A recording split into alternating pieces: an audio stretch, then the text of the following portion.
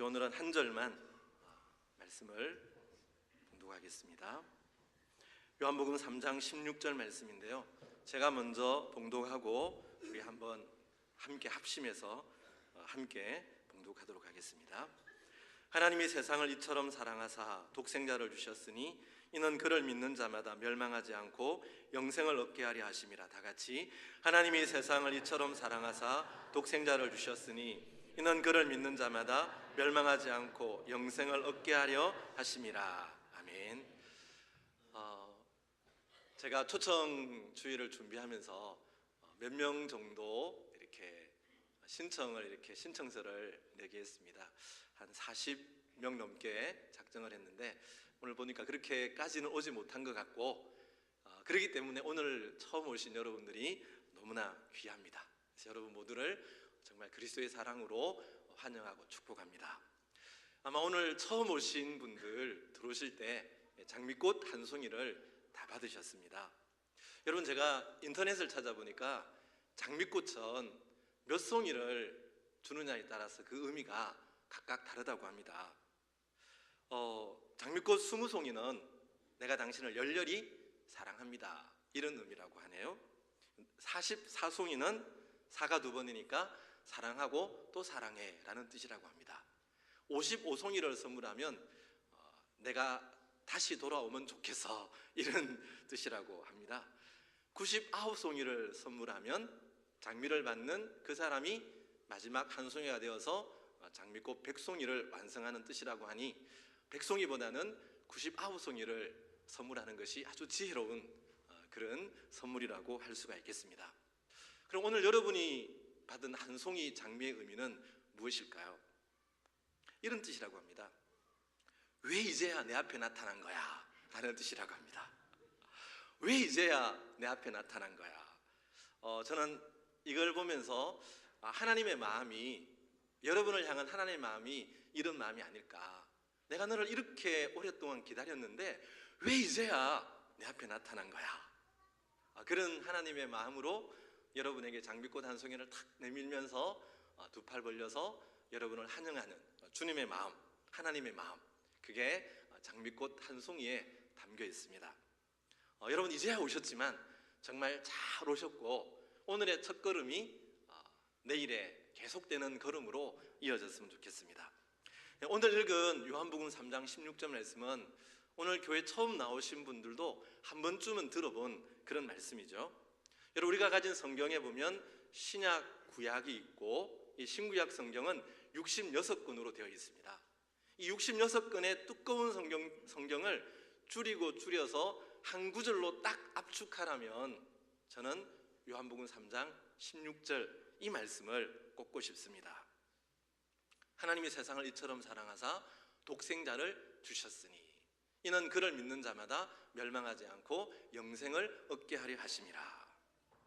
여러분, 오늘 말씀과 관련된 오늘 말씀이 요한복음 3장 16절이잖아요.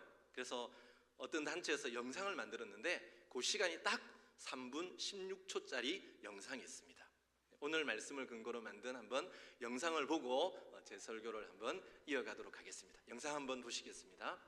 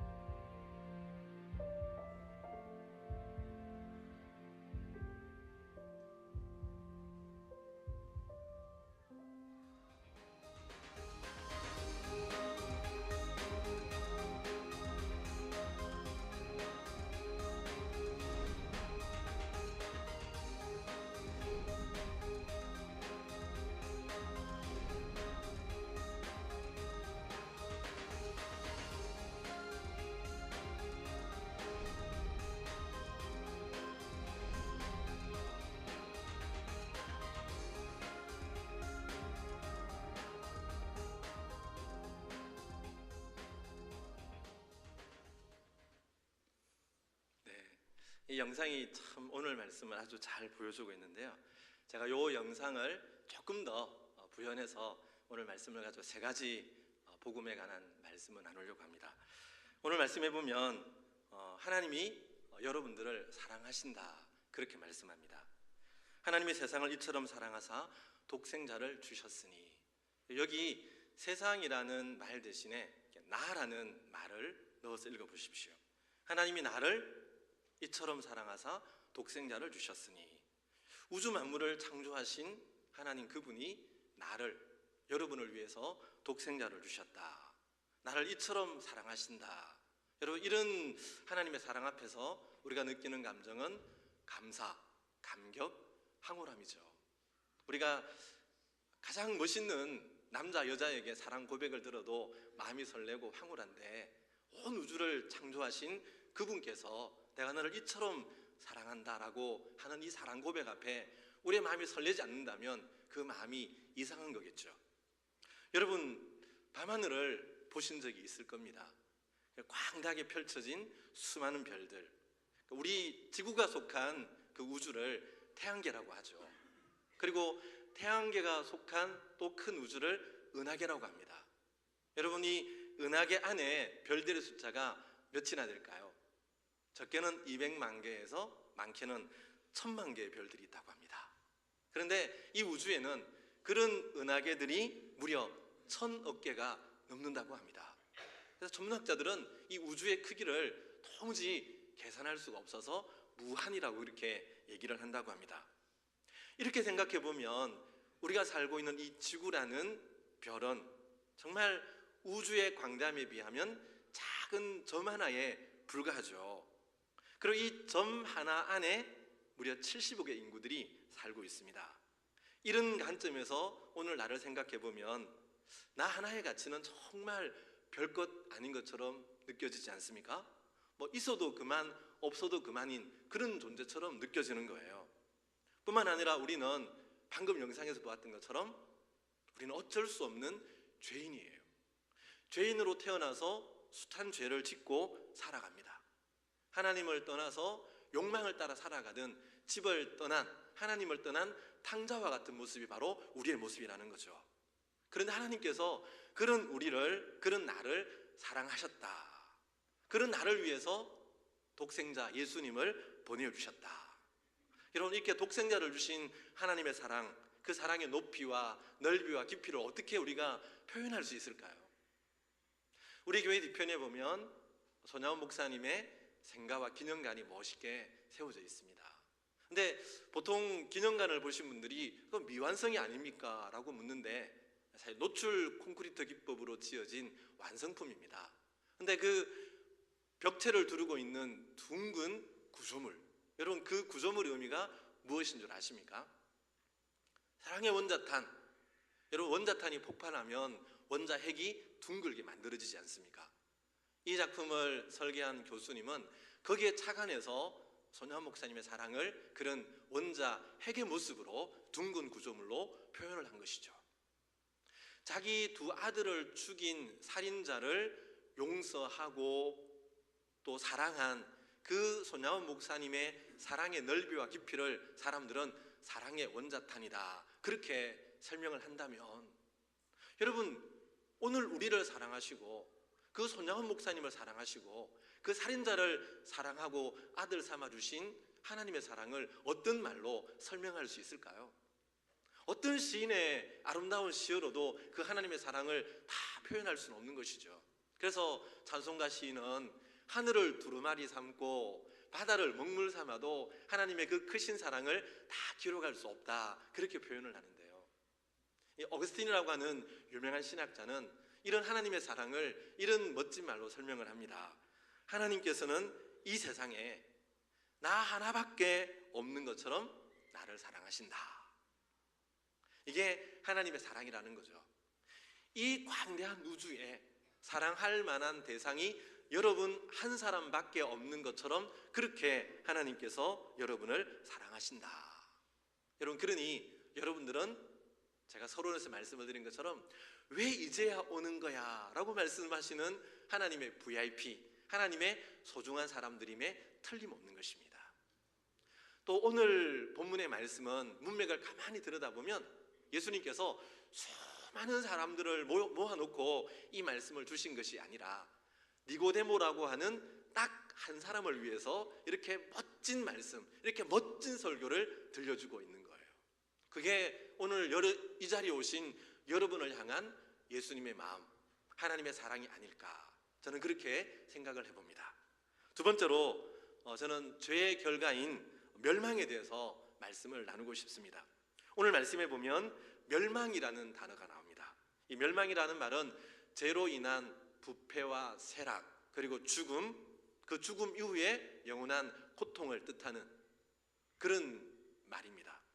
여러분, 죄의 삭선 사망이고 모든 사람이 죄를 범하였기 때문에 모든 사람은 죽음에 이를 수밖에 없다. 이것이 성경이 가르치는 인간에 대한 궁극적인 모습입니다. 톨스토이라고 하는 유명한 러시아의 문호는 이런 인간이 처한 상황을 한 가지 우화를 통해서 우리에게 들려주는데요. 한 나그네가 길을 갑니다. 길을 가다가 호랑이에게 쫓겨서 팍 도망을 하게 됩니다. 그러면 살려라 도망을 가다가 절벽 밑으로 뚝 떨어지고 말았습니다. 이제는 죽었구나라고 하는 순간에 뭔가를 탁 잡았는데 나뭇가지였습니다. 구사일생으로 생명을 건졌습니다. 정신을 차리고 아래를 내려다보니 웬일입니까? 그 밑에 큰 독사가 또아리를 틀고 혀를 날름거리며 받아먹겠다고 기다리고 있는 거예요. 위에는 호랑이가 있고 밑에는 독사가 있습니다. 그런데 가만히 보니 자기가 붙잡고 있는 그 나뭇가지, 검은지와 흰지가 번갈아 나타나서 조금씩 갈아먹고 있습니다. 그런데 그 위에서 뭔가 툭 떨어지는데 입 안으로 들어갑니다. 맛보니 달달한 꿀이 흐르고 있습니다. 톨스토이는 이게 인생이 처한 삶의 자리라고 말합니다. 호랑이는 인생에서 만나는 고난을 뜻하죠. 독사는 언젠가 맞이하게 되는 죽음을 뜻합니다. 흰지와 검은지는 누구에게나 찾아오는 세월을 뜻하죠. 그리고 거기서 떨어지는 꿀은 인생을 살아가면서 누리는 쾌락, 즐거움을 뜻합니다. 그런데 많은 사람들이 이 꿀에 취해서 밑에서 기다리고 있는 죽음의 존재를 망각하고 살아갈 때가 참 많습니다. 그 꿀에 취해서 죽음을 생각하지 않습니다. 갉아먹어가는 세월의 무게를 생각하지 않습니다. 그저 하루하루를 그렇게 먹고 마시며 살아갈 뿐이죠. 언젠가 70 넘으신 어르신에게 전도를 한 적이 있습니다. 제가 할아버지 예수 믿으세요 라고 했더니 할아버지께서 단호하게 아니요, 나 안 믿어요 라고 합니다. 제가 다시 물었습니다. 할아버지, 세상 따르면 어디로 가실 거예요? 할아버지께서 나 그런 거 몰라요 대답을 했습니다. 제가 마지막으로 할아버지 지금이라도 예수를 믿으세요. 예수 믿고 천국 가셔야죠. 그렇게 간곡히 말했더니 그 할아버지의 마지막 대답이 글쎄요 라는 대답이었습니다. 많은 분들이 이렇게 살고 있습니다. 죽음 이후에 대해 아무것도 모르고 또 알려고 하지도 않습니다. 많은 사람들이 죽으면 끝이라고 생각합니다. 그리고 육체적인 죽음만 생각하며 살아갑니다. 여러분, 성경은 육체적인 죽음뿐만 아니라 영적인 죽음이 있고 또 영원한 죽음이 있다고 그렇게 말씀합니다. 도대체 영적인 죽음은 무엇이고 영원한 죽음은 무엇일까요? 여러분, 여기 좌우에 참 싱싱하고 예쁜 꽃이 있습니다. 지금은 싱싱하고 예쁜 화려한 꽃이지만 며칠 지나지 않으면 이 꽃들은 말라버리고 죽게 될 것입니다. 왜 그럴까요? 뿌리에서 단절되었기 때문에 그렇습니다. 영적인 죽음이 이와 같습니다. 우리의 영혼이 생명의 근원이신 하나님과 단절되어 있고 관계없이 떨어져 있으면 육체적으로 살아있지만 영적으로는 죽어 있는 것입니다. 자, 이제 며칠이 지나면 이 꽃은 완전히 말라 비틀어져 버립니다. 그럼 어떻게 합니까? 우리 권사님께서 이것을 둘둘 말아서 쓰레기통에 버리면 그 쓰레기차에 실려서 쓰레기장에 버려지거나 불태워지겠죠. 이것이 영원한 죽음이에요. 이것이 오늘 본문이 말하고 있는 멸망입니다. 육체적인 죽음 후에 영적으로 죽어 있는 사람은 하나님의 심판대 앞에서 영원한 멸망, 영원한 죽음으로 던져질 수밖에 없다. 성경은 그렇게 말씀하고 있는 것이죠. 여러분, 인생은 육체적인 죽음으로 모든 것이 끝나는 것이 아니라 그 이후에는 하나님의 심판이 있습니다.